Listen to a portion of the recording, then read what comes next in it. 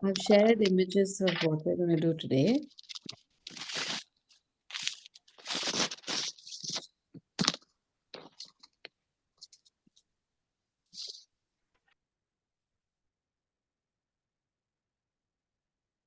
So last week we did loose floral illustrations, just individual illustrations, right? In the week before last. Um, Today I want to address making compositions out of these kind of loose floral illustrations. Um, the applications of something like this are quite a few, right from making stuff like envelopes or little cards or letter cards or right up to wallpapers, gift wrapping papers, anything that is becomes like a surface pattern. So the difference between what we're doing today and other patterns is that we're not just taking the pattern of the flower and repeating it and making it like a texture, but we're using natural floral textures as fillers to fill up space. So I'll just go over these images to give you an idea. I think these are often called botanical prints, but they are not the original botanical prints. Originally, botanical prints were um, illustrations of botanicals that were then printed in books. But these are photographs of botanicals that can be used as prints or maybe as images.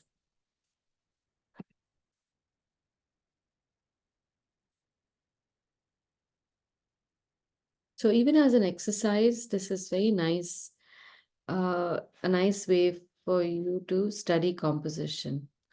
In a way, this is like a floral rangoli, which doesn't have a pattern. When we do a floral rangoli, we have some kind of traditional pattern and flowers put in those patterns. But here, it's more a fun exercise in composing color, form, shape, um, even density of objects, and how they can fill up space in a pleasing manner. So, whenever you come across any kind of composition, it can be either a pleasant experience or it could well, let me just stay with pleasant experience for now, and we'll leave aside the disturbing compositions for the moment. As a beginner, I remember being so mystified by the idea of composition. And I hunted for all sorts of rules on composition and how to know whether you've got it right. And uh, more often than not, all articles would say that there isn't any fixed rule about composition. And that would make me feel even worse. That's like when there are some very intelligent people who don't want to betray that it's not a very intelligent concept. They'll try to muddle up the concept with big words. I felt like that.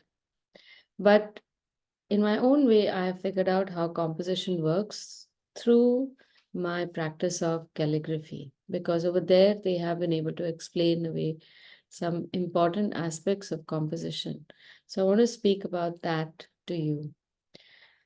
Uh, we'll go through the different aspects one by one, and we'll come back to these pictures again and again to try and figure these things out. So I'm going to take this one sample and I'm going to speak about a few terms that maybe you can note down. But just as a test, I want you to try to make your notes in your page also in some kind of composition. You've all been exposed to books on, I guess, infographics or diaries or journals in which you have text and pictures and all together.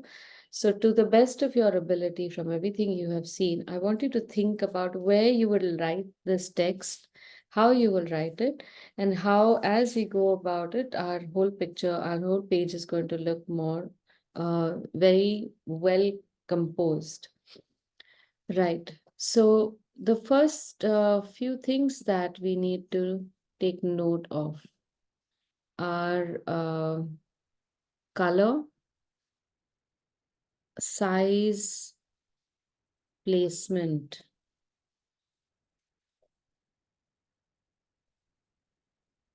and numbers. So you have color, size, placement, and number. Number just means how many. So generally, this is how we respond to items. We will first respond to color. But if there is something that is bigger in size, we will respond to size. So in this composition, the first thing you will probably notice are the purple flowers. Then you will notice the bright colored flowers. Then you will notice maybe the bigger, slightly duller flowers. And then you will enjoy the movement through all these lines that go from the bottom and create some kind of direction in our composition. So this kind of upward movement,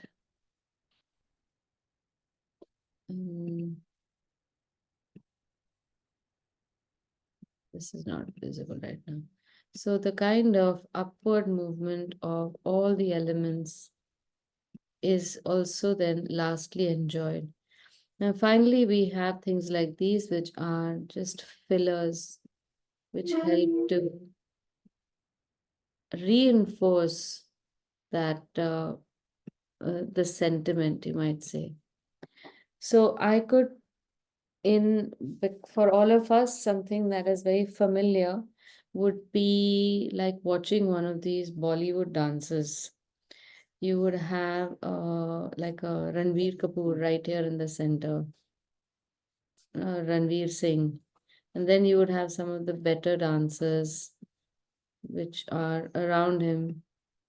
And then you would have all the fillers, and then you would have all these women standing around just to make the bouquet look interesting. Like one of those mega productions of Ranveer Singh's dances, that is how it is composed. Everything is eventually composed like that. So the after the color and the size, the placement and the number of these items is very important. So you will notice that the larger elements are fewer in number.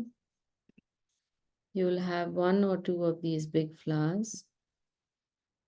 Here we have four tulips, but then numerous small flowers in the form of an inflorescence. So smaller flowers, larger volume. Eventually, all the volume occupied by most flowers, except for the fillers, would be about the same, so that there is balance. Sorry.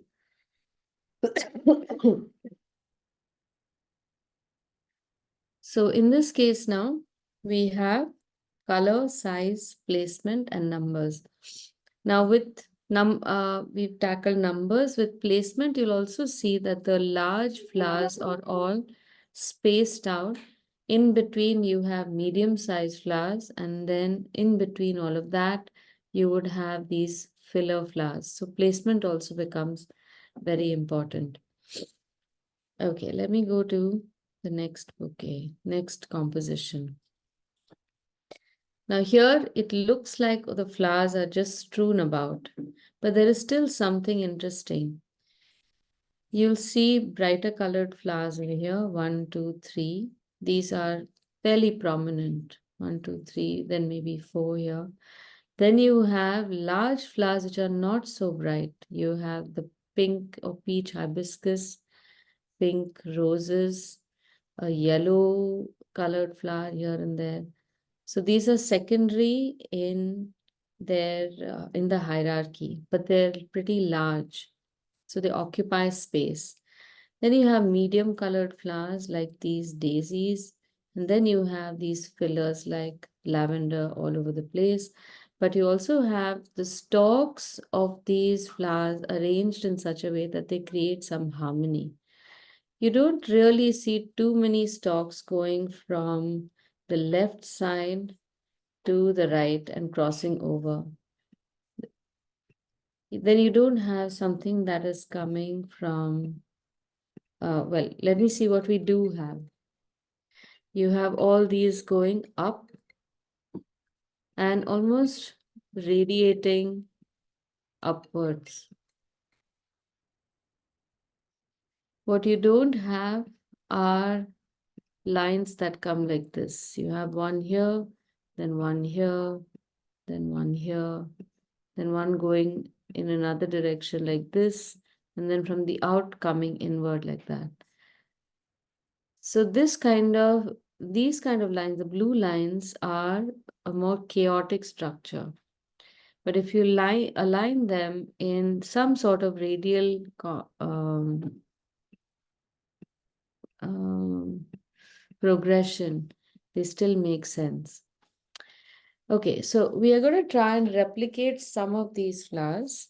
And as we go along, I'll give you some more ideas.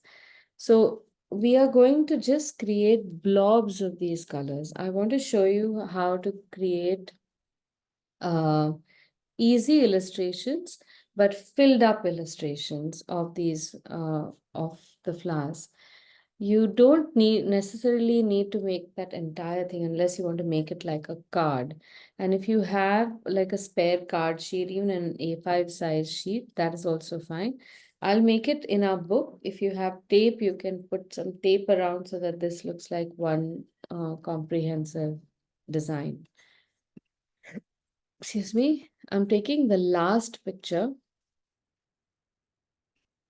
from our set.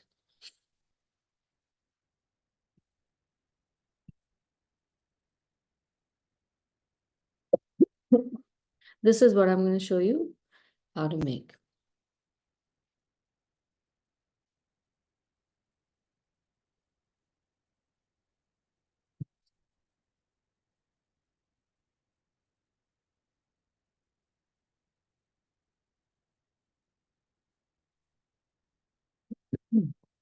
So when we are starting off with making any kind of composition,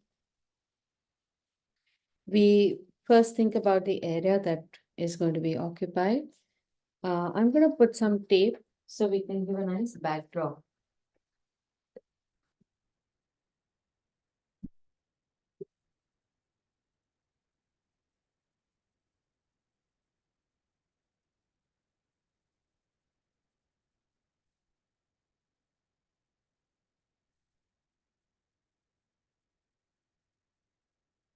We don't really need to keep any particular size, just an arbitrary shape is fine. Just make sure your edges are straight.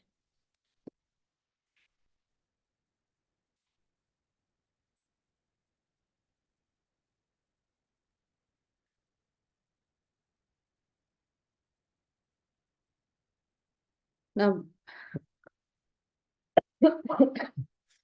if we are going to give a backdrop, it's a good idea. If it's just going to be a light neutral yellowish backdrop, it's a good idea to paint that backdrop beforehand. So today, let's do that first, and then we can make the drawing. Use a number 10 brush or a flat brush if you have it, and make a patch of color using just gamboge and yellow ochre.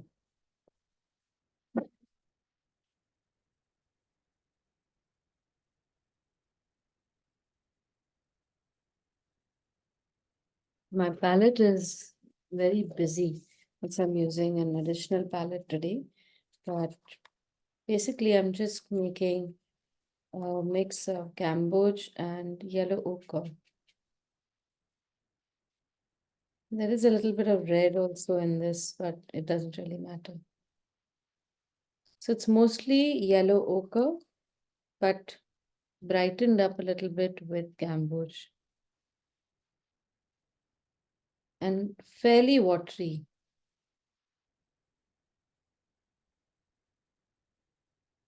Now, for a space this large, you need a very big fat brush if you have it. But definitely you need to make a lot of paint as well. So in your palettes, make a whole big puddle of this yellow ochre and gamboge mix.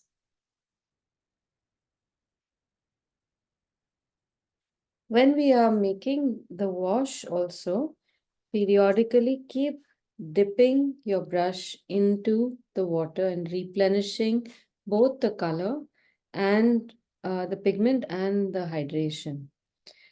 The color is going to change from top to bottom. Don't worry about that. Some of it might look a little patchy, there might be a little cloudy edges. It's perfectly fine because a textured backdrop will look more interesting than just a flat plain backdrop. All right, so I have a little bit of my color ready. I'm going to take a lot of water in that. And when you are making that backdrop, just tilt your brush, your book, and then at an even pace with a flattened brush, with your brush pressed, just keep going down, refilling your brush before it becomes completely dry. You must always have this nice leaky line at the base.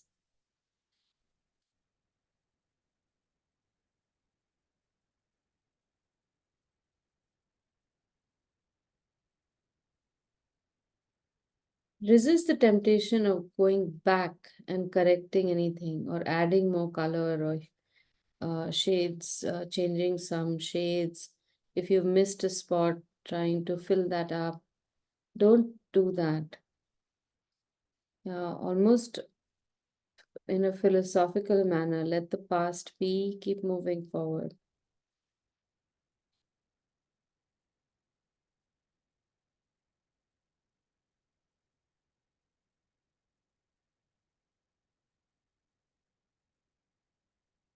So your brush is merely providing a rung, the next rung for the color to come and settle down. Don't press the brush too much into your paint. And as you come lower, you will be able to figure out whether or not you need to replenish your paint. And you might not need to.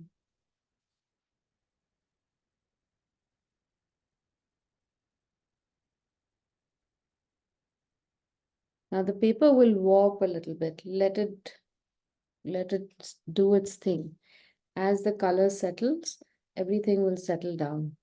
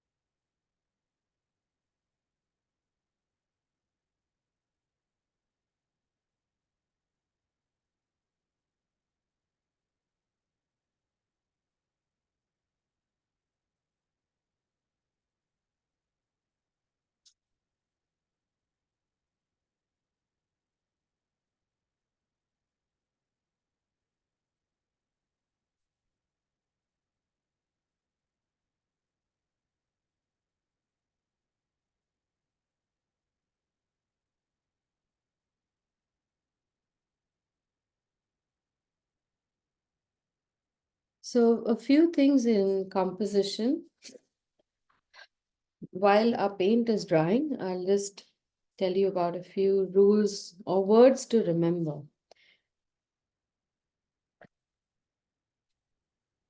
So, there's 6 or 7 points, just so you know how much space you want to leave.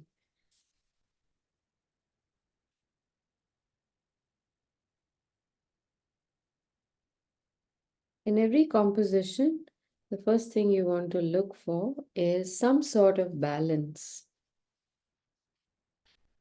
Now, balance does not necessarily mean everything has to be symmetrical, uh, or everything has to be equal everywhere. Balance just means that overall, you should not see anything that is too heavy in some places or too light in some places. There needs to be some sort of sense of stability. Now, stability can mean very different things, but at a very basic level, if you look at an object that, say, take an object and I keep it at a weird angle to this, at this point, it might look stable. But if I do something like that, in the frame that you have in front of you, this might not look stable simply because I have a lot of negative space over here. But the moment I bring this into this space, or even take it slightly lower, because I have text over here, it still might look balanced.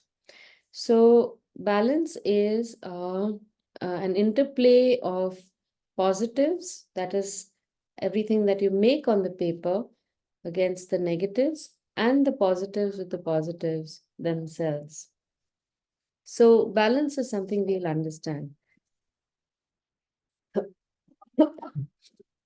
Then the next point is some kind of, I guess, a range or a contrast of elements. You might have some large objects, some small objects, bright, dark, so on and so forth. So, a good balance of contrasts in size, color, shape, texture also can make for a good composition. There is something about working with odd numbers. Now, I am on the fence about this because I've often found equally pleasing compositions using even numbered elements as well. But this is something that people often go by. Use 3 or 5 or 7 large elements and then compose everything around that. But that is still subjective. Then composition is about distribution of space. So distribution of the elements, and second is space between. So every time you put an element onto your composition, it divides space. So if I put a pencil right in the center of my composition, I divide space.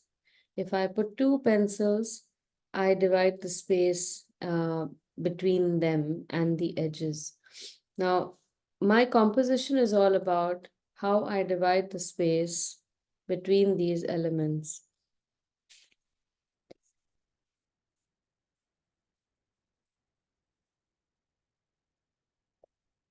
And the most important thing that you can start off with is focus or focal point.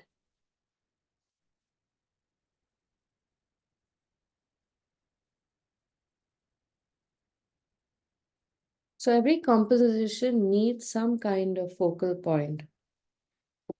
Now the focal point in pictures is different from focal point in, I suppose, text-laden compositions.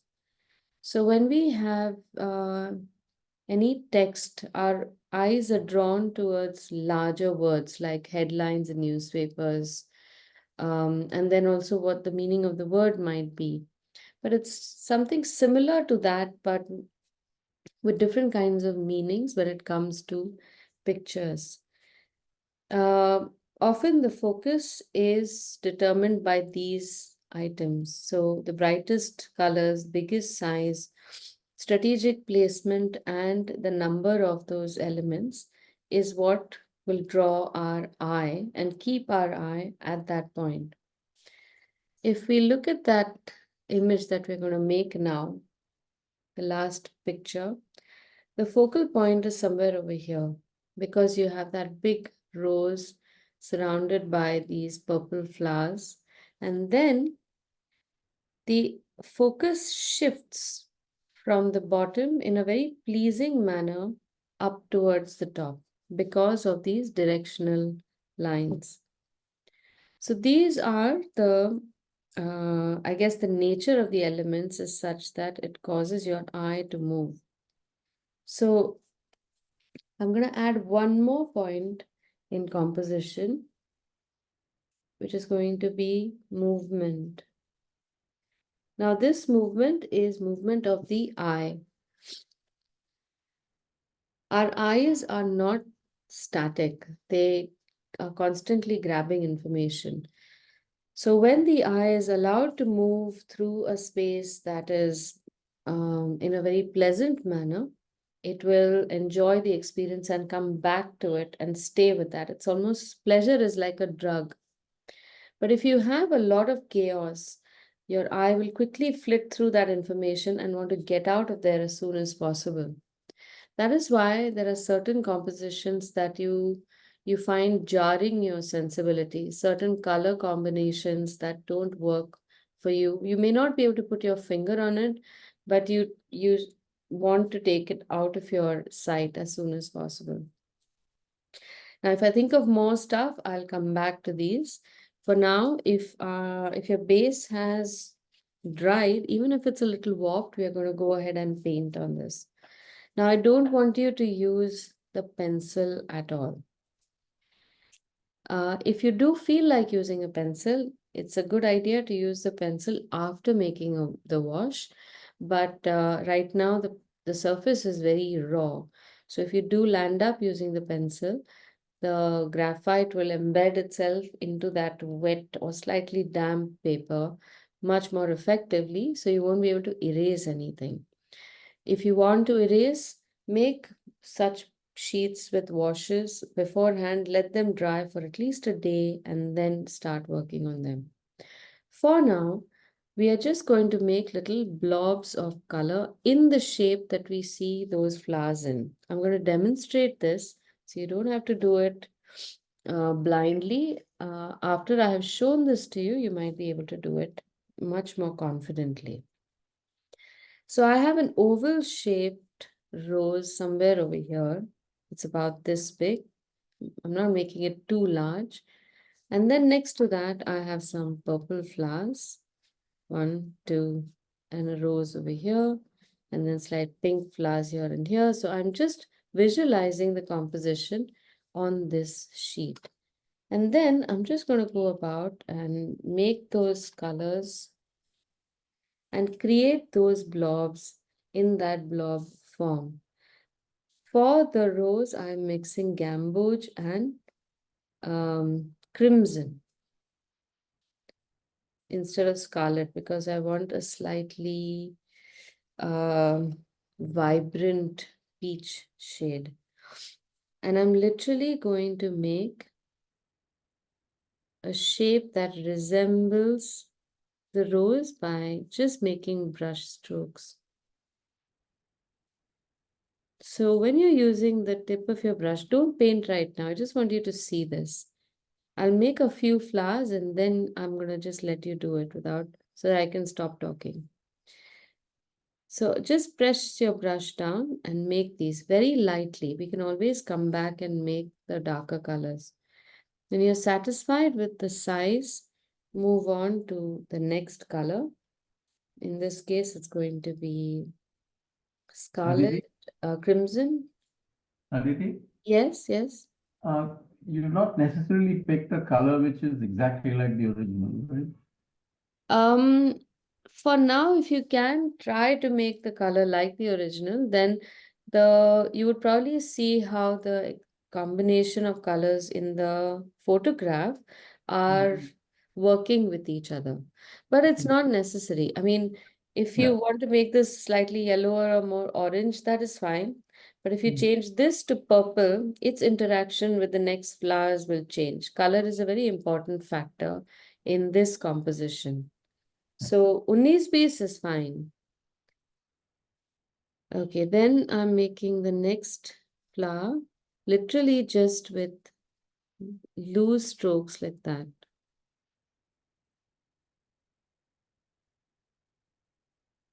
In some places, the color will certainly run into each other. We are going to let that be and not fret about it too much.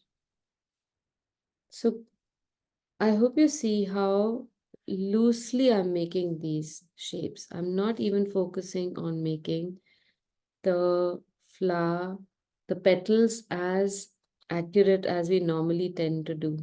Because I'm focusing here only on getting a sense of this composition. Okay, do you want to give this a shot? I want you to do only one, two, three, four. There's a rose here. Then there's a flower at the bottom. Five, 6, and 7. Only these 7 flowers. 1, 2, 3, the rose, 4, the flower at the bottom, 5. There's another zinnia, I think, 6, and another zinnia here, 7. Just do these.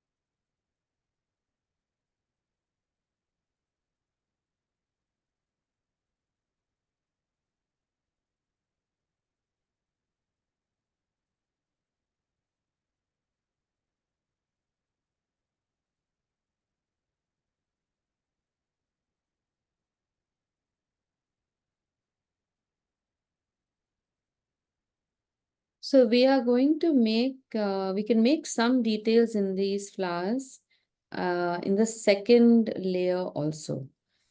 Like this flower that making right now has got a denser color in the middle.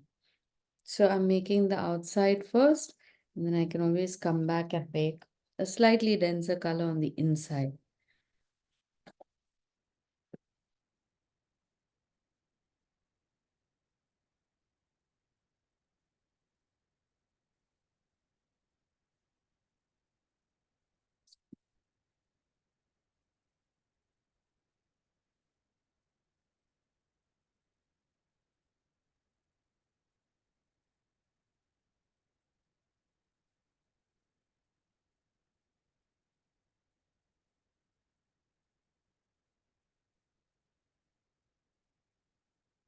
You'll notice that in many cases, the less you do, the better it turns out. If you try to do too many manipulated strokes, it starts looking messier and messier, and you will hear yourself say, I wish I'd stopped 5 strokes ago. So if that is happening, Then stop at that point at least, and then the next flower you do, remember to not repeat that same process. And stop short of a stroke, maybe do one stroke less if need be, rather than one stroke more.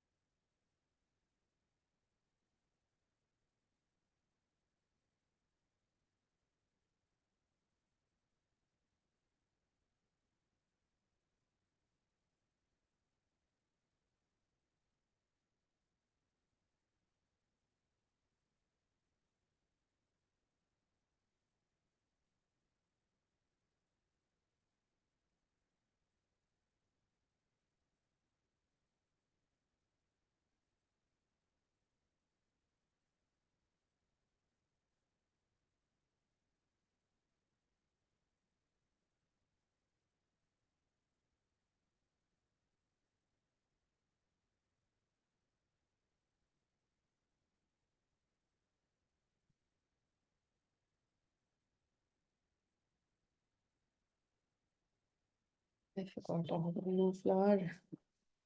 Yeah, that's the rose. Okay, how is it going? Are you able to make this?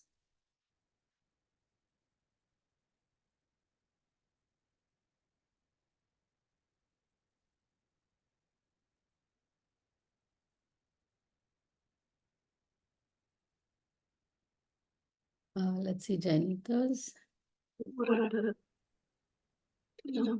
Ah, yeah, nice, looking good. Did you make a base coat, Janita? Yes, it's very light. Yeah, it is very light, and also are you using a thicker paper?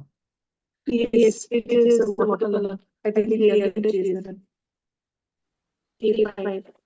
So if you're using a thick watercolor paper, you might need more pigment. Oh, okay. Yeah, so maybe make it a 50% more, use 50% more pigment than what we use for our 130 GSM. It's visible to me. It's got a yellow tinge, but I think it's still light. No, I'm not talking about the base color. I'm talking about the flowers. Base is fine. Oh, But, okay. a thick paper often has so much capacity for wet and for color that you have to layer more because that's what it's meant for. So I may land up doing something in one shot which might not appear on your paper. Okay, okay. I'll do that. Just be vigilant about that. Okay. Now at this stage, if you can see how the composition is working, we can proceed to making all the other colored flowers as well. Moving from, but not the blue flowers, not the filler flowers. So we'll make the pink colored flowers over here in a row. There's a pink flower here, and then the two pink roses, or wilted roses over here. So the process is that we are first tackling the large and the medium sized flowers, and we are looking into that, positioning them aesthetically. If I had started making this illustration before, like 30 years ago, when I was trying to make a floral composition, I might have started off with the rose and then started building the leaves here and then put the next flower and then build leaves and so on and so forth, and may not have had the most pleasant composition of all. So this is like building bouquets. I don't know if any of you has built bouquets before, but there's quite a sophisticated art form of building formal bouquets. It's quite beautiful. We don't unfortunately have that kind of requirement or culture. So, um,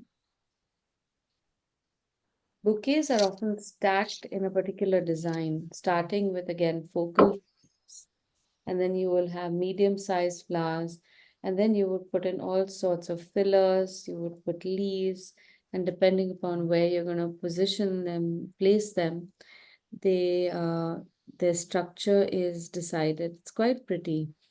I have found a few interesting articles for you guys. I'm going to share them at the end of the class so you can read up on rules of composition as stated by some other artists for floral compositions, and then also for um, a floral composition as in actual flowers composing real floral bouquets.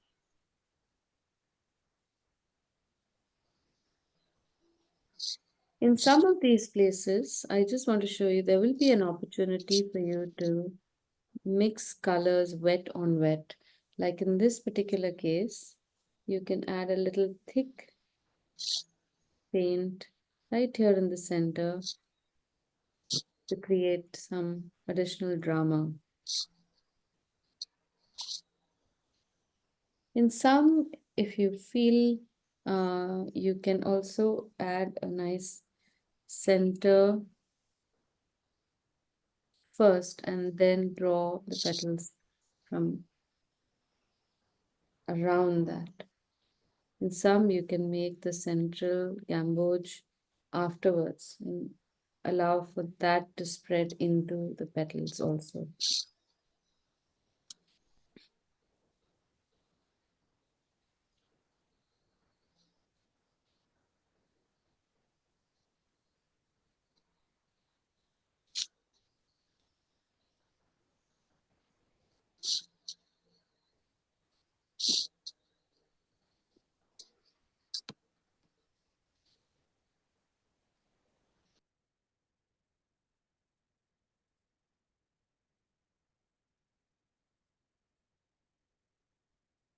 Okay, can you see how, as we are developing this, we are creating some sort of balance?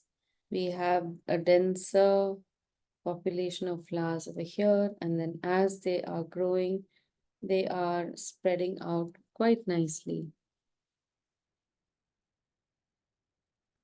These roses at the top right edge can be made with just some leftover paint in your brush.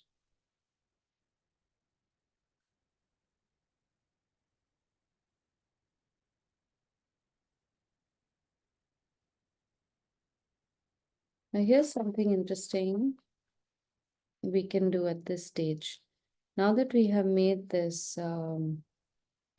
frame, in some places, like maybe the top, and where I'm going to now make the rose, I can take the tape off and allow some of my flowers to spread outside of that border also.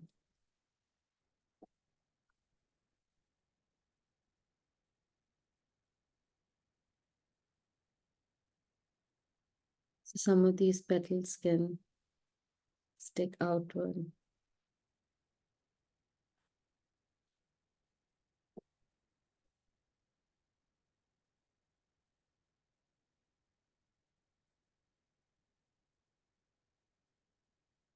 Now here's the one option of making the flowers. Now that the yellow in the center is dried up quite a bit, I can pull out my petals like this. Which brush are you using? Sorry, I can't hear. Janita, your voice is echoing for some reason. Is it? It's okay. I just put it on the chat. Sorry, what?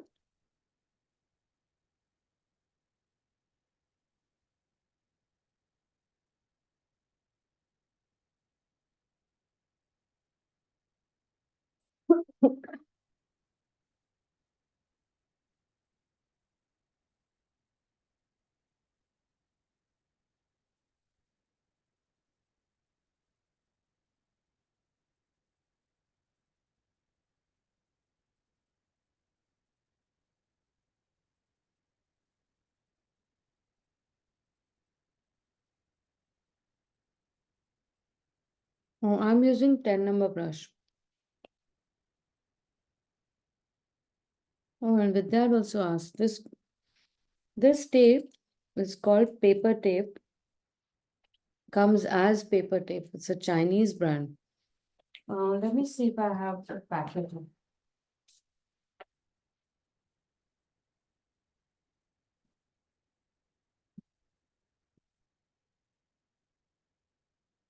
Hmm.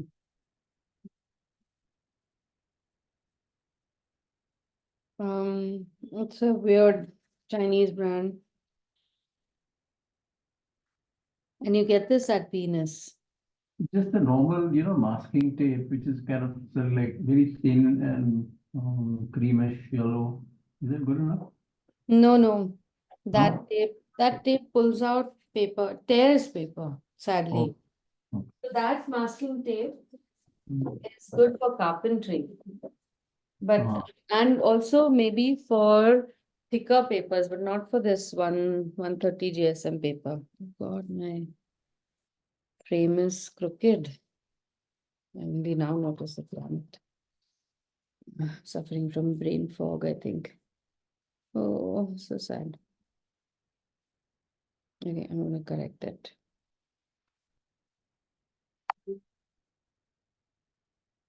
Okay.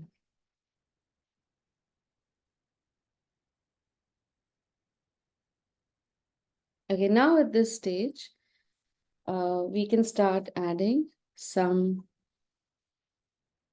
leaves and some stalks for the next flowers. So make a color mix of sap green along with a little bit of cobalt blue. And if your color is still very vibrant, then add a little bit of yellow ochre to that to just mute it a little bit. And then you'll notice how from the side we have a leaf come down. Now in this place, we just need to bulk up leaves over here. As much as we would like to think that these leaves are just leaves and the flowers are all the focus, the leaves are what lift the flower up. So in this case, you might think that we want to make the leaves go sideways or this way, all going up, but that might be a mistake. We are going to have the leaves go in a particular direction, sure, but they must all speak to other compositions. So before you decide on where you paint, which direction you paint the leaf, you need to think about all the other leaves. Since our composition is moving upward, these leaves you'll notice come down like that. Don't draw this in pencil, I just want you to see it.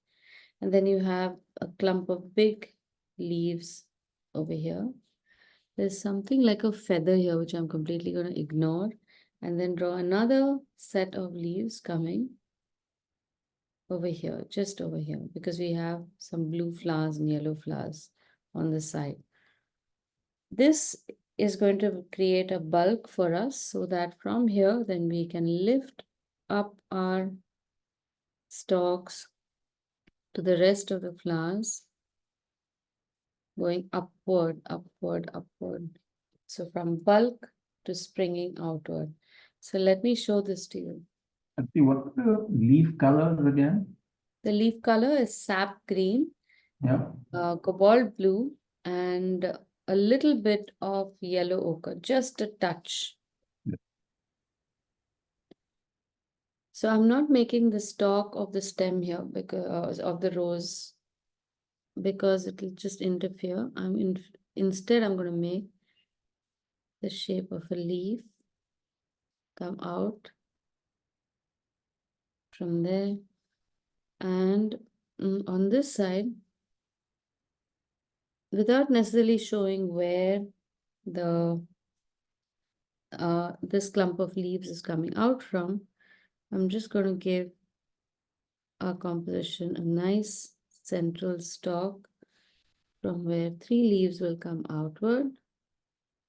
Now, if they happen to go into your flower for now, just let it go. but try to avoid it over here. So in that case, just give yourself an outline and color that in.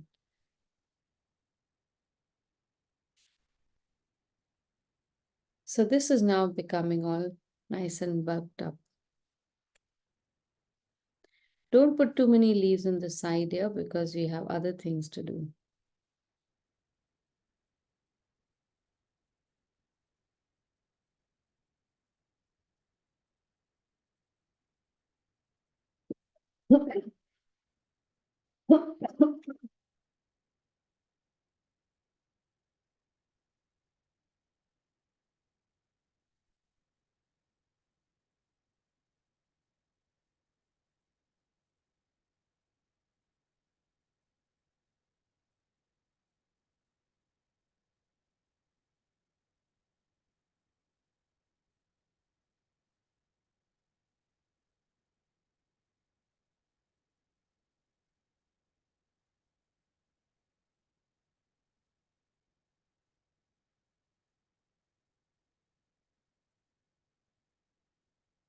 Now, once you've drawn these leaves, if you are confident, then do this directly with your brush. If you are not confident, make a very light line from the flowers down. This flower is coming. Um, don't make it straight vertically downward. Either go slightly towards the left or slightly to the right. I'm going to take these slightly to the right here. Slightly different from what we see in our reference image. And the stalks of the two flowers over here are closer at the bottom than at the top. So I want you to see how this is going to look. I have a line coming here and then another line coming here. I'm not crossing them. In the photograph, it is different, but we can manipulate our pictures when we are making illustrations. So we must do that. Now here again, I'm going to make some more leaves of like the rose. So though these are not roses, it's fairly understood that you can use the leaves of any one flower or any leaves in fact for that matter to fill up space. My green is looking too green. I don't quite like it. So I'm adding more cobalt blue and making it duller.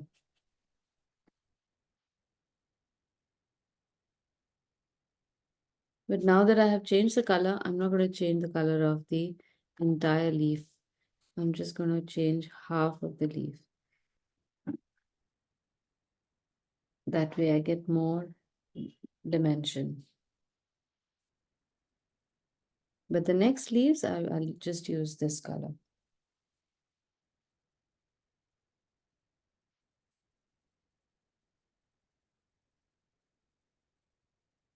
In this place as well, I'm going to make a leaf here, fill up this space, and maybe also this space.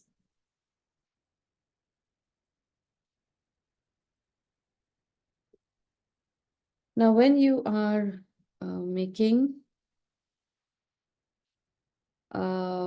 certain structures which have got direction on their own, all structures, all elements will show direction. So that falls under this movement category or direction. So while this is drying, I just want to explain what that direction thing means.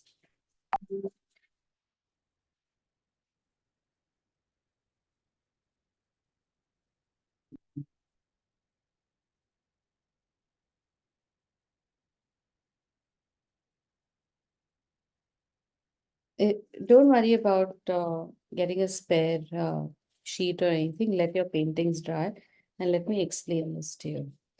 So whenever you are creating direction, when you have a leaf, you have created direction. When you have a flower which is pointing in one direction, its face is pointing in a particular direction. You have created direction. So when we have stalks, automatically you have direction, a movement happening one way or and the other. So everything that you put into your picture, you can see what direction it is creating. So when I create a very simple floral composition, I have a flower that is looking straight at me. There's no direction happening. This is just a unit on its own. Then when I want to create direction, if I add a flower here, now my direction has become from here going outward. This is how my eye will move. Then I'll have another flower here. So now my eye moves here and then back here. This is creating balance. If I were to add a stalk, now I have direction like this and going like this. Now I can put this and this. Now we have the eye moving out like that. Now it's fine to come up with only so much. Everything works fine. The moment you want to add more elements to this, that's where problems begin. Where do you add the next element? So the next element ideally should be somewhere in between this, not right above this. So avoid vertical and horizontal placements. You'll notice in our composition also, there's a diagonal positioning of everything. You hardly have anything that is exactly one on top of the other. Then avoid repeating lines. So repeating, there is some sort of repetition, but repeating immediately one after the other. So repeating consecutively. Let me explain this. So right above this tulip, if I were to place another tulip, this makes for a very boring composition because it's like telling you the same joke again. Whereas on this side, if I want to place a tulip, I could, firstly, I don't have to place a tulip. I can place the next flower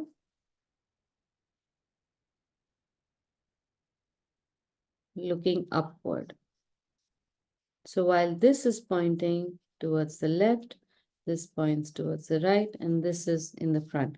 So you have created a flow like this. But in this case, it's the same thing. You've locked yourself. There aren't too many options. Now let's use this to see how this can grow. In this particular case, now I can also add maybe some tiny flowers like that over here, which create a nice bulk at the bottom. And then it comes to the leaves. All my leaves should be also adding that, reinforcing that radial composition. If I make one leaf here, another leaf here, they're both pointing in the same direction. And then worse is I'll make one leaf going downward. So these will clash.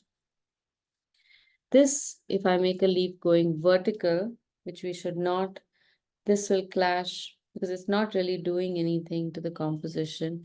This is where we create unnecessary spaces or locks within spaces that can feel very constraining. Over here, you see the negative space is flowing outward, potentially flowing outward. It starts narrow and it just flows outward, making for a very pleasant experience. So when we are making leaves in this composition, when we come to making leaves over here, or say this point, I was about to make a leaf going in the same direction, I would create disharmony over here. Now, I realize that I'm giving you certain points that may seem very trivial right now, and you may not remember all of these. That's perfectly fine.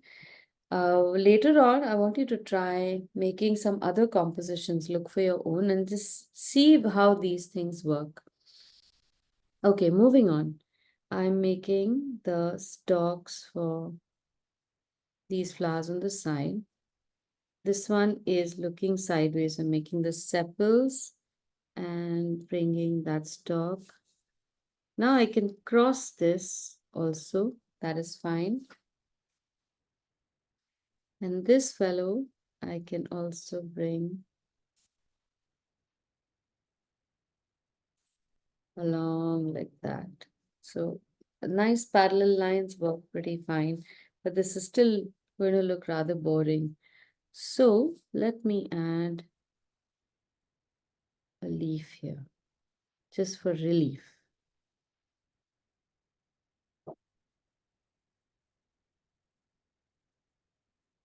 And now this is looking quite okay, but maybe a little bit will help if I put a little leaf here.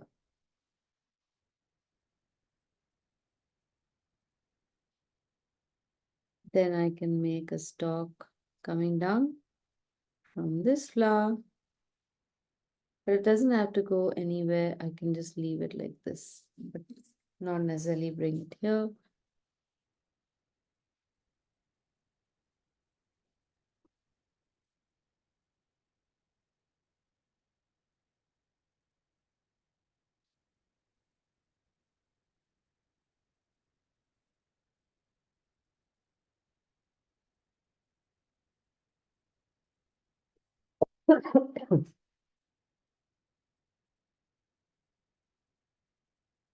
Now this is looking quite nice and filled. Before we go any further, let's take some gamboge and make some of these bright yellow flowers here. You have one flower here and one flower here.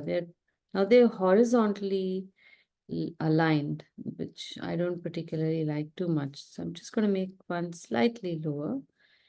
Put some gamboge in the middle of the earlier flowers and let it dry. We'll come back and make some details later.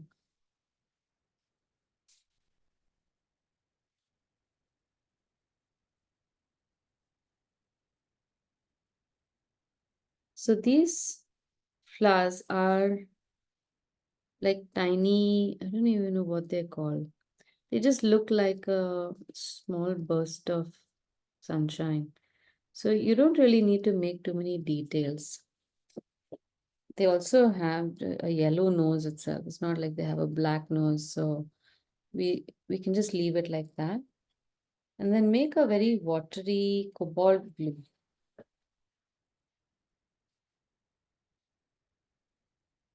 For the blue flowers, I knew what these flowers are called. I've used them several times in bouquet illustrations. I can't remember them now. So this is very close to how hydrangea flowers are also drawn or painted. Steering clear of the yellow, just make literally blobs in twos or threes.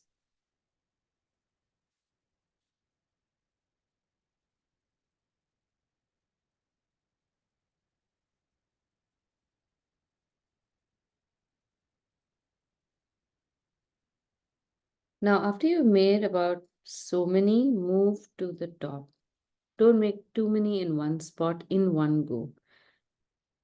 Keep changing where you put your flowers and keep balancing out the space.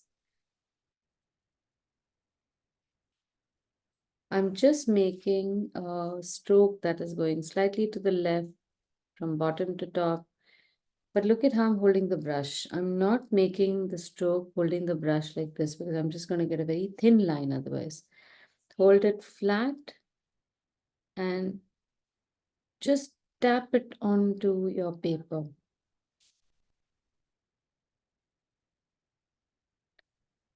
You could also make some nice flat lines, and that'll look like you're seeing the flowers on the edge. These flowers are different from the other blue flowers. I think the other flowers look more like corn flowers. They're somewhere here. And one second. How them come? Oh, so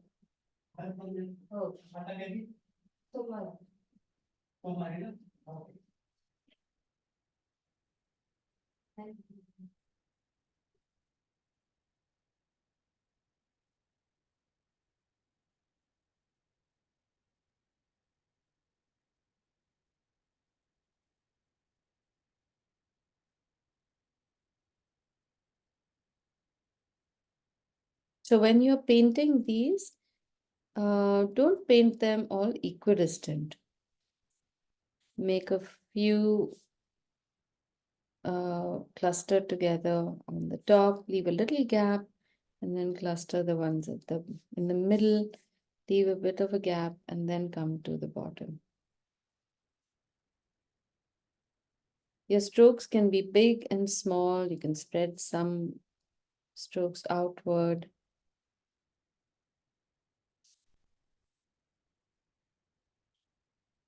My composition has become wider than the reference image, so I'm going to leave a little extra space on the left unpainted. Plus, we have those white colored flowers, which we can't paint over here, so I'm just going to ignore them for the moment.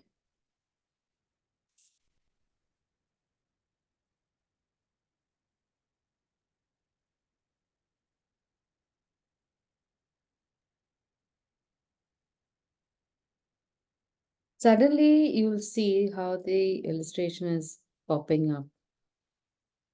Now, this is where contrast has come into play.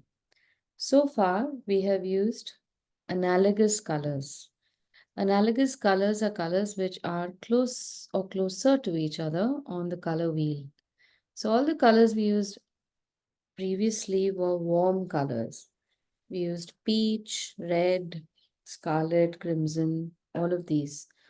The moment you put cerulean blue or any blue into the composition, it makes all the other colors pop.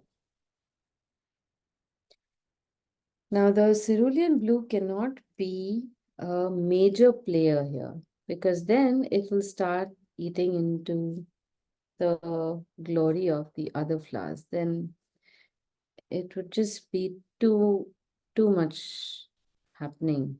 You can't pay attention to any one thing and really enjoy it.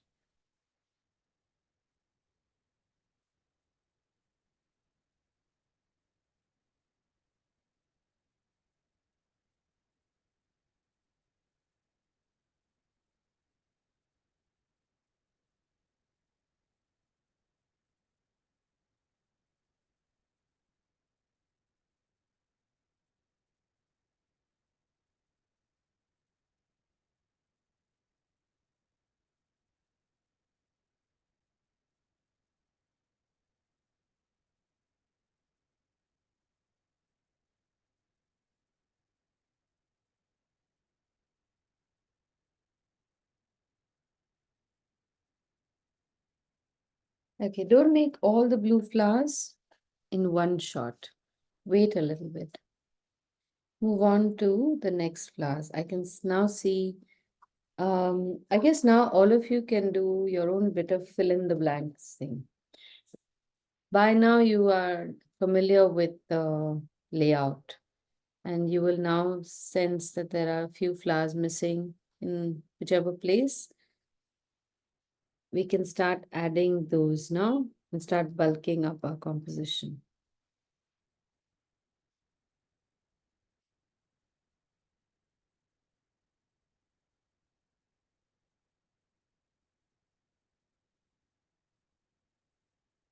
In the case of this little zinnia at the bottom, this is how I'm making the details. Not really focusing on so much the details for the sake of making the flower look accurate, but just adding more color.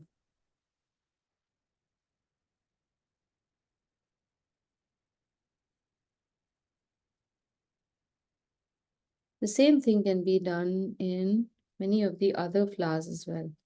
You can now add a few strokes which are nuanced to show the depth. You can make a deep center of the flower.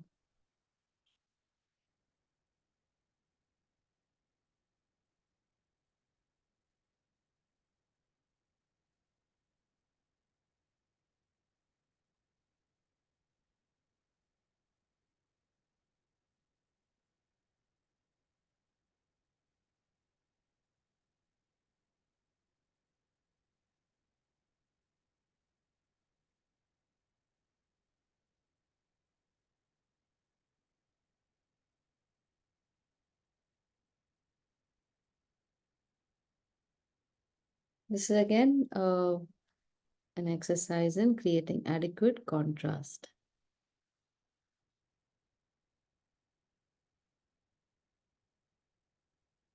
We need this kind of depth in our compositions.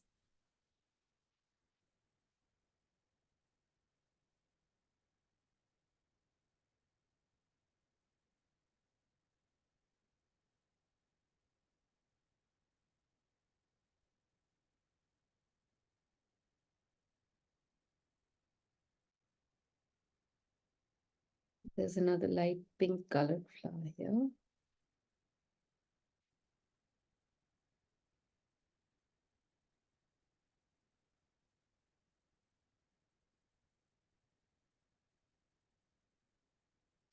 Then we've got lavender.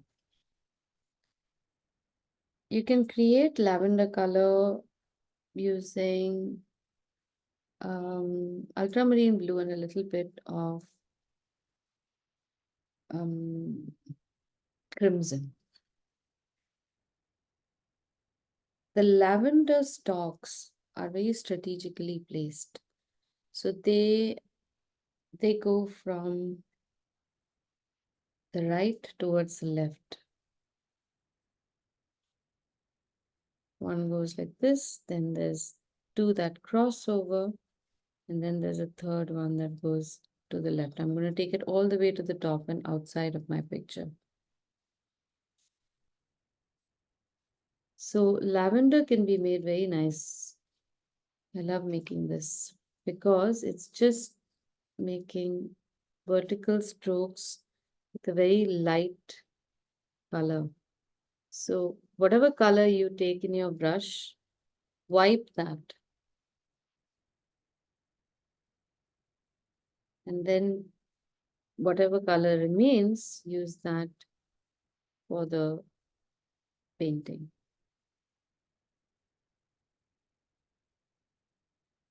And you just have to make vertical strokes one below the other.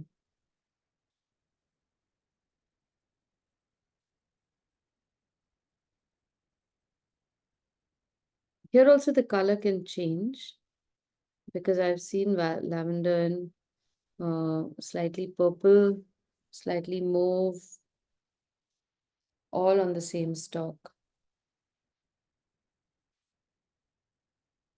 Every time you use green for the stalks, change the color just a little bit.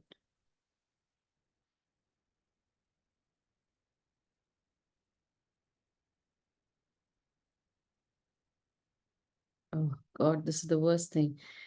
Drawing a stalk right to the tip of a leaf. I'm glad I can show you what to do with it. Even this is not the best option, but this is fine.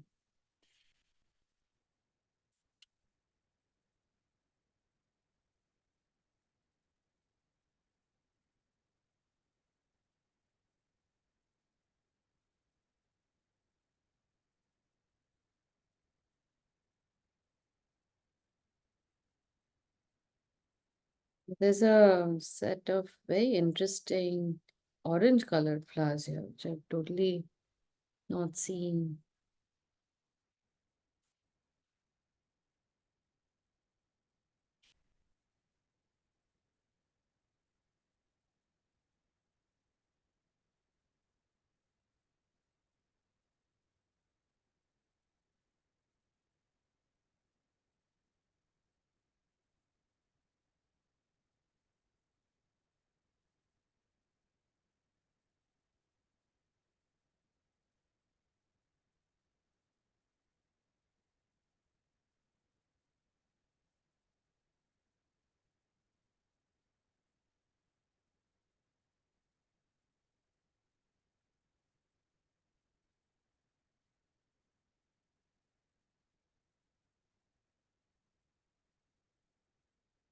Now, since we're not making these white colored flowers here, we can now make same peach colored rose to give us some sense of, I guess, um, balance over here. Because the other option is to make leaves, and I'm not very sure that will work. Okay, let me just see what we can do. So I'm bulking up the rose by using some dark shades, pretty much repeating the same shades that we've done before. Same shape.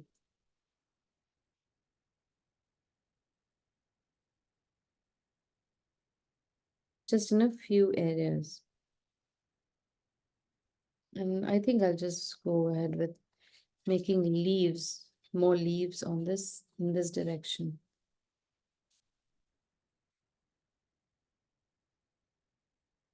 So I'm using sap green and cobalt blue this time. And I'm going to extend the stem outward on which I'm going to put these leaves.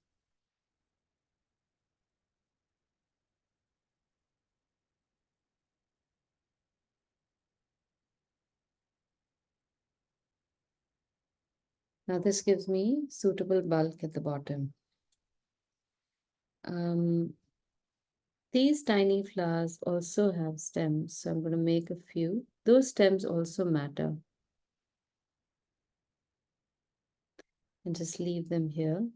The orange flowers are all on one particular stem. So I'm going to bring that in as well. And there are some weird leaves here. So I'm going to give this some leaves. Because then the space here is not totally empty.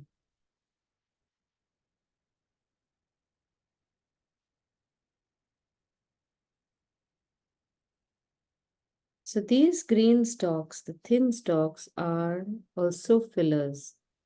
There is some form to them.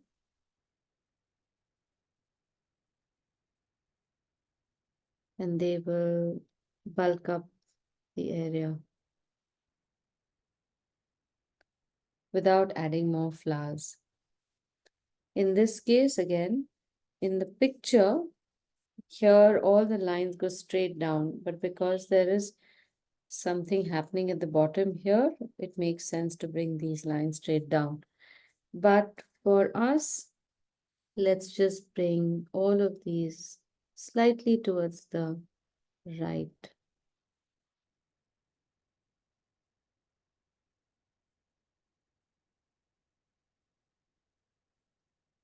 So we are now creating almost a V-shaped composition.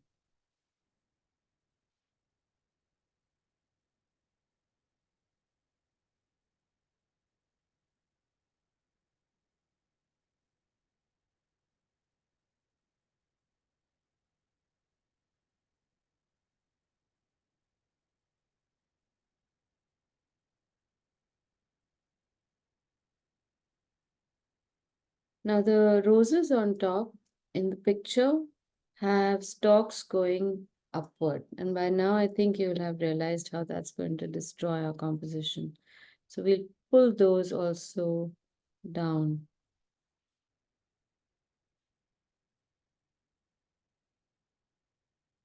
And put a nice leaf on that.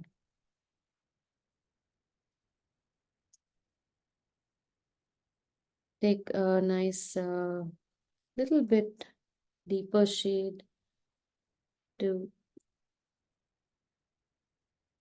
make the ends of the flower look vibrant.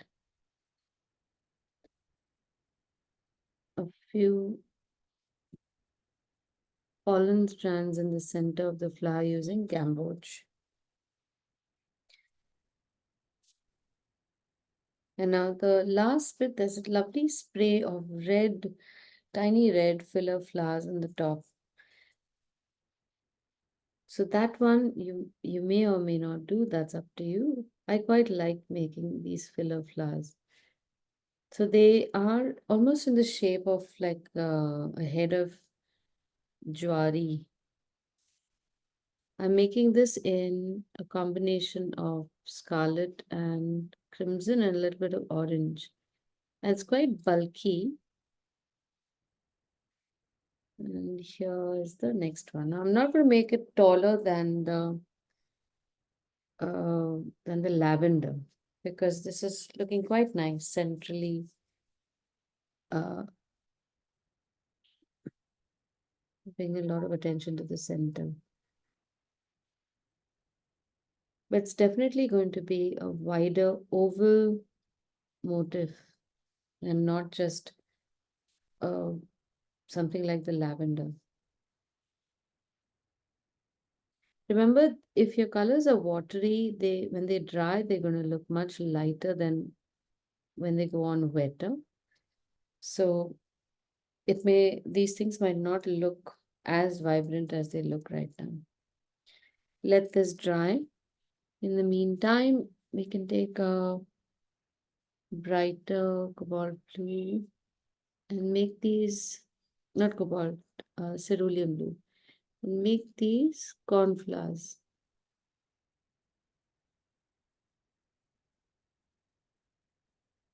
Just about 3 are enough. Now they look quite odd just sitting over there. So we need to find a place to put some of them in another location.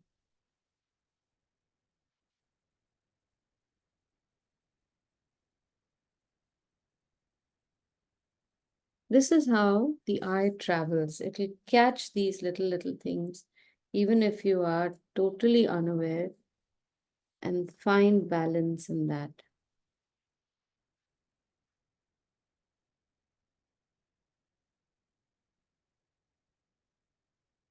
Here I'm pulling my stalks down from the red colored filler flowers. And also from the cornflowers.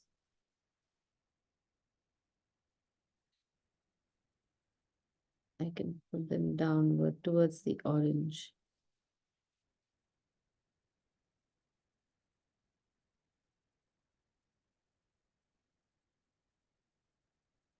Oh, I hate when this happens.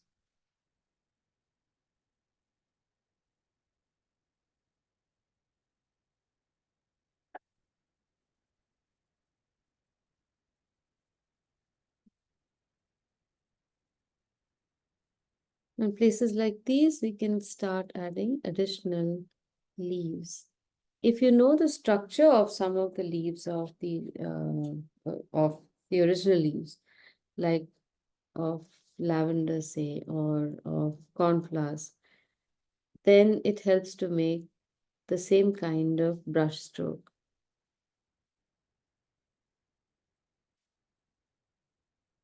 Now here, there's a big boo-boo that's happened that will get lost, but my leaf over here is most unelegantly or inelegantly situated right at the tip tip to tip looks terrible. So I'm gonna have to move this.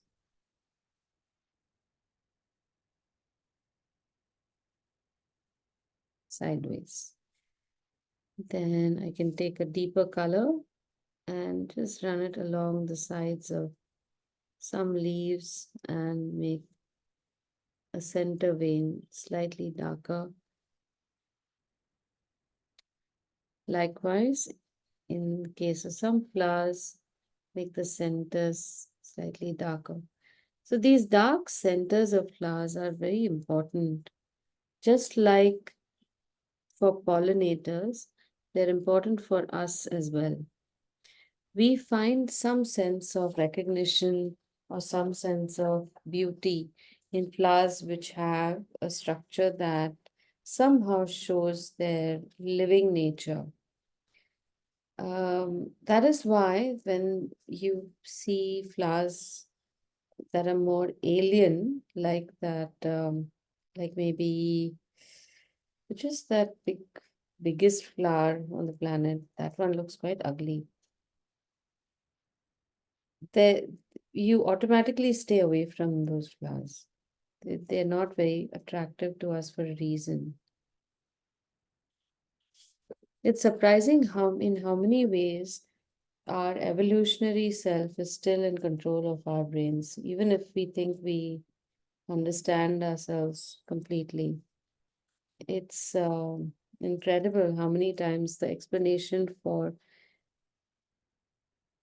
certain choices in aesthetics, anything related to design, goes down to almost an evolutionary preference.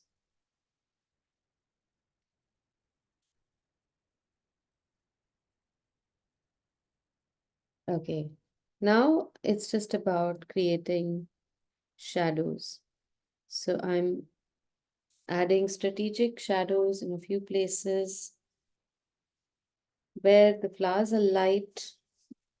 Keep the flower basically light, add depth only to the tips in a few places.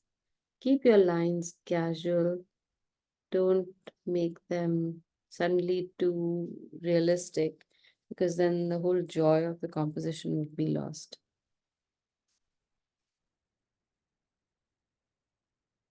And that's it. That should do it.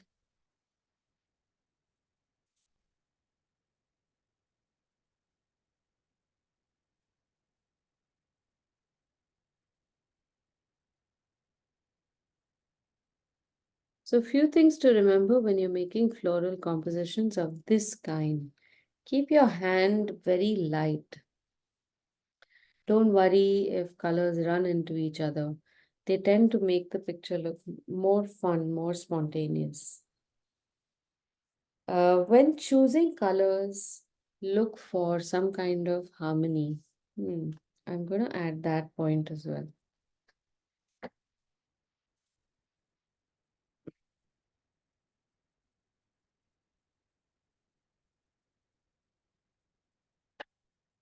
Now, all these rules of composition apply to, I don't know what these would be called. I'll think of a word for them. So we need balance in color, size, placement, numbers. We need contrast in color, size, placement, number. We need odd numbers of color, size, placement. Everything is applicable to these four factors. What can be? These are essential qualities of components or elements, something like that.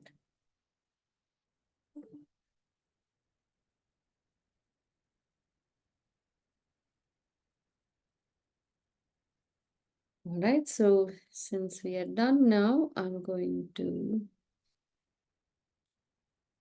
do the most ASMR part of the class. Wonderful, most satisfactory.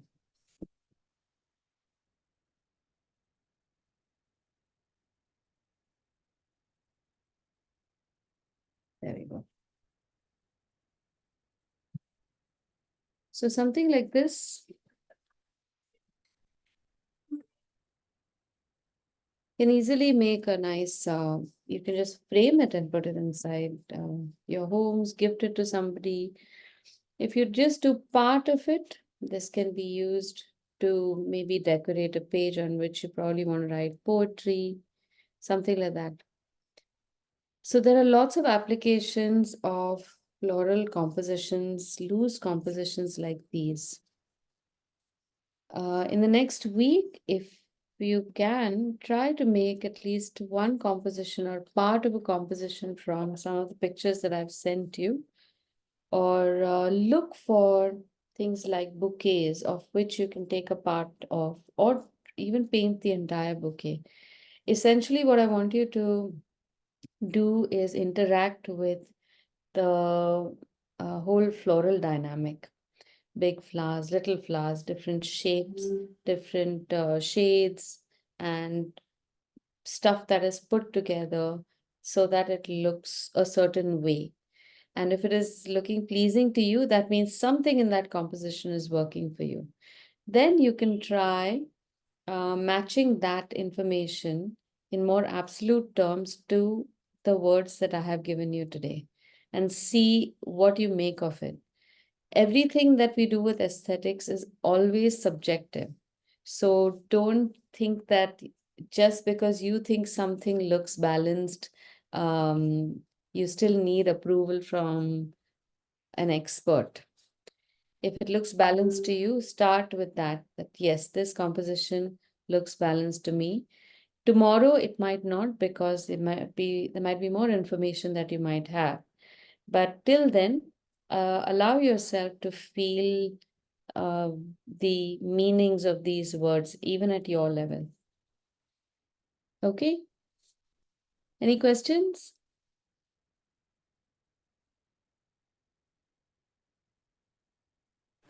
Aditi, I am seeing that my the flowers, are looking little pale. So I mean, so do we need more of the paint? I mean, make it less watery when we are doing the. I feel they're looking very Yeah. No, they will look pale because we've just made one layer. okay. So when you make the second layer, when you put in um, the additional shade, then that and the pale color should play off of each other. But there is a good chance that maybe you're being cautious and you're not making the color, not using too much pigment, but you are not even aware of it, because when you make the pigment and when you put it on paper, Yeah. it's fairly vibrant, quite dark, in fact. But all watercolor will become 30% or 40% lighter once it dries. So once you become familiar with that transition, then you will automatically start building in that much of a buffer and make your color slightly brighter.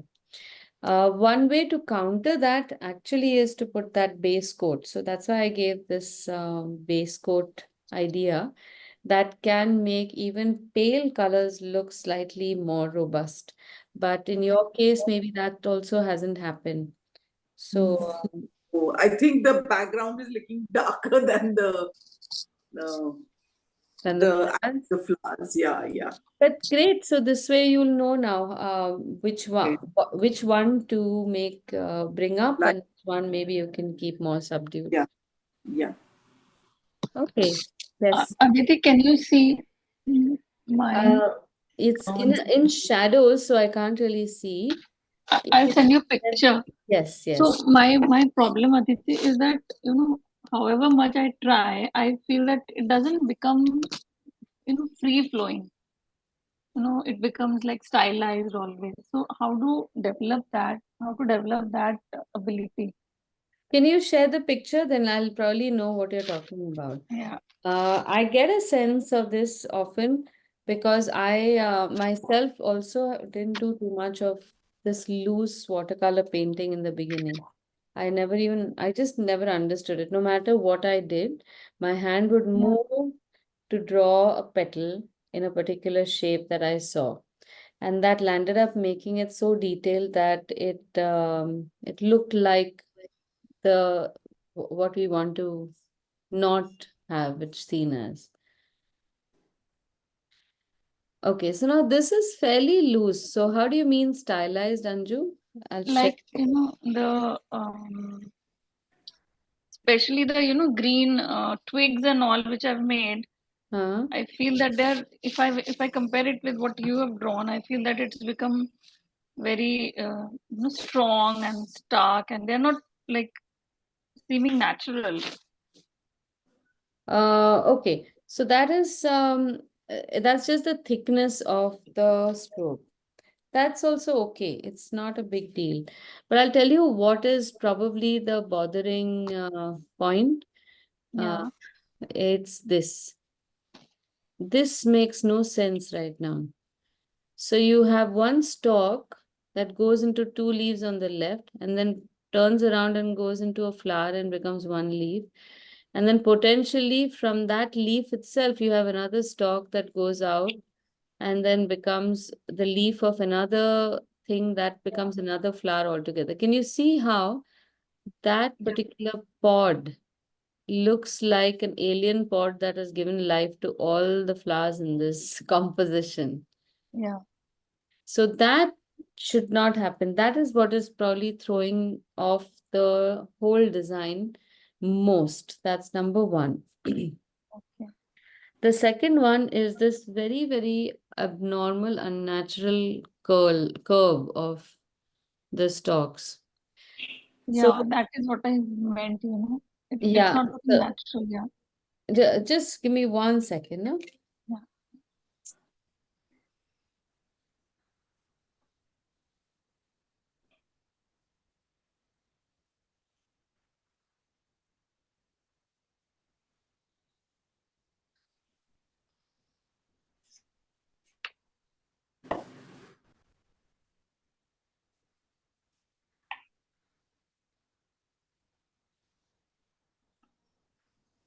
फिर से करना पड़ेगा.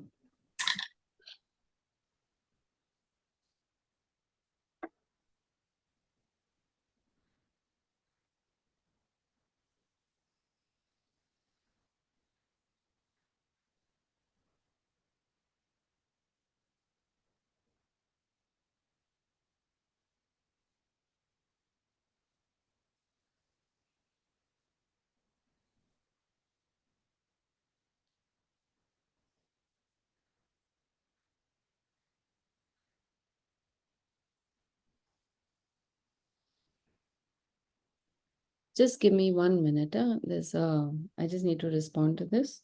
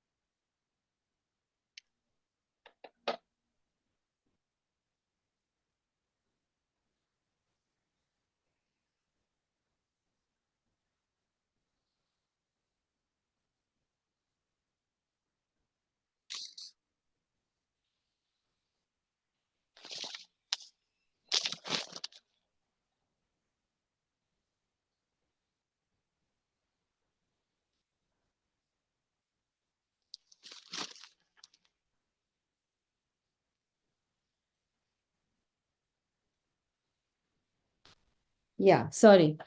Okay, so the unnatural angles are something that we are not usually comfortable with. Uh, just the eye looks sees them as unnatural. But as always, these are things that you will notice only after you have made them, and then you analyze it, and you will put this down as a lesson to not make it so curled up.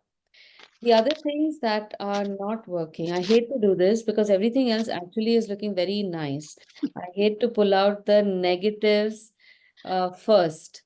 But look at these angles also, one going to the right and one going to the left. That is also jarring. And then you have this again curved over here so much. So the curves are too intense.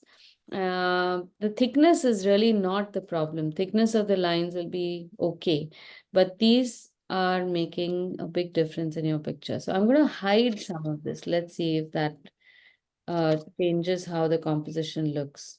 Sorry, not this.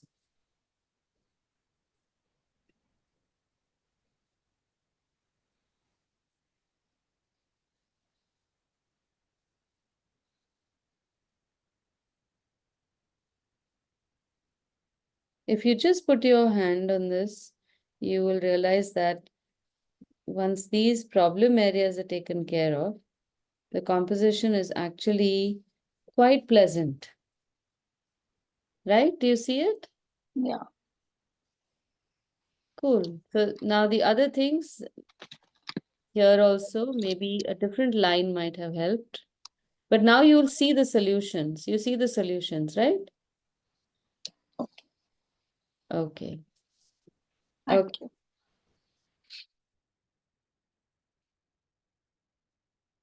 Okay, great. Ashok is saying music also has something similar. You avoid parallel voices.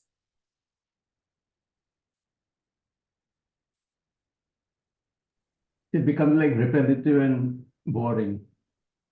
Yes. Yeah, that's a good point. I forgot to also bring that up. That the design that is predictable can become very boring also. Exactly. So there's a lot to do in composition. Um, I'm going to send you 3 articles on composition. Maybe you can read them. They're not very big. One is, in fact, just a PDF list of how to go about floral composition. But do read it because these help you to put a label to a phenomenon. And then once you put that label, it helps you to assess better or worse or give you some kind of guidelines which way you want to steer your work. All right. Another thing I heard was that the primary focal point should be like about a third of the way and a third of the way, and not never in the middle. That is often the case, yeah. That is used often when we are making pictures. So as you can see right now, our focal point is in the bottom 1/3. That is fairly standard. Uh, I think there is some kind of reason for that. If you have it bang in the center, that's a little disturbing to our sensibilities because it's like somebody standing very close to you and talking to you. But if they're little off center, that creates some distance between where your eye first lands on the screen and then how it wants to, it gives the eye or the brain the option to take that journey through the picture. The other So, thing was yeah, if there is a dominant line going from left to right upwards, it's kind of dynamic. And if it's the other way, it's sort of slowing down. I mean, that's how the brain kind of interprets things. Something along those lines. I don't remember exactly, but like a line rising gives you a sense of like a horse, right. prancing. Yeah, there are lots of things. Yeah, like I said, it is endless. But if you do come across any interesting stuff, please put it on the group. So, Because it is not, there isn't one list that says this is all there is to it. Depending upon the medium, the story that you're trying to tell, the elements you use, like Ashok mentioned a horse. So if it's a composition of a horse against a landscape, it's very different from flowers. So there you will have different kinds of movement, but it would still be movement, but different considerations. So all those, the moment you change one factor, everything else changes. And in all of that, we have to try and find different things that balance. But see, it all has to do with something that you feel. That's very important. And it's all, when it comes to feelings, everything is subjective. What you feel, I may not feel. And somewhere in all of that, we have to try to figure out one common LCM that everyone feels. That is what graphic designers would land up doing. That definitely everybody knows at least this much. The rest, when it comes to art, is all in the more subtler aspects of composition. Okay, cool. So next week, I am going to tackle making graphic representations of flowers. That class will happen on Tuesday as usual. If there's anything else that you think you'd like to cover in florals, please suggest on the group and then let me see if we can do that instead. It doesn't have to be graphics because we've done this last year. We can do something else also. Okay, cool. Thank you, everyone. I'll see you next week. Bye-bye. Thank you. Bye. Thank you, Aditi. Bye. Bye, Vanita. Thank you.